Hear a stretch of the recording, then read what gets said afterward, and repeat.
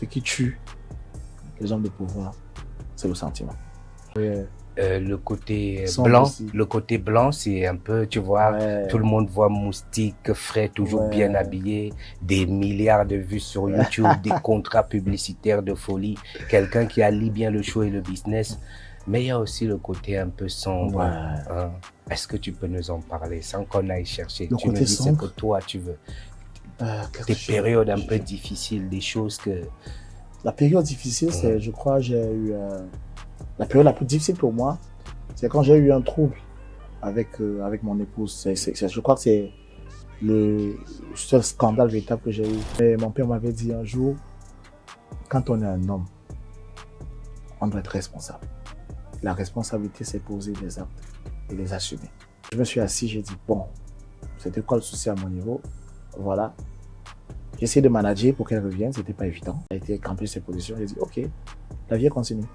Bah ouais, mais tu sais, la meilleure façon de garder une personne qu'on aime, c'est la laisser partir quand elle veut partir. Parce que quand c'est très agité, si tu retiens, ça se verse. Pause.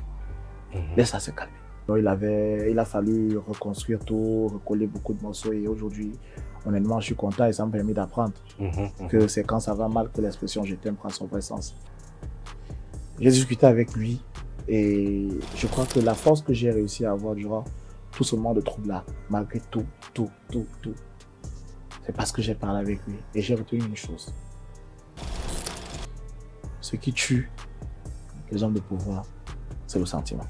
Ce qui tue les hommes de pouvoir, c'est le sentiment. Il faut alors quoi, les Si sensations? tu es un homme, tu dois être fort. Tu as raison d'appuyer sur tes émotions. Il y a un de mes petits frères qui m'avait dit vraiment, grand, j'ai peur pour toi et tout. Je lui ai dit, tu sais, fiston, quand on est en famille, on est en équipe. Alors quand on est en équipe et qu'on encaisse un but, on ne cherche pas à savoir qui est la faute.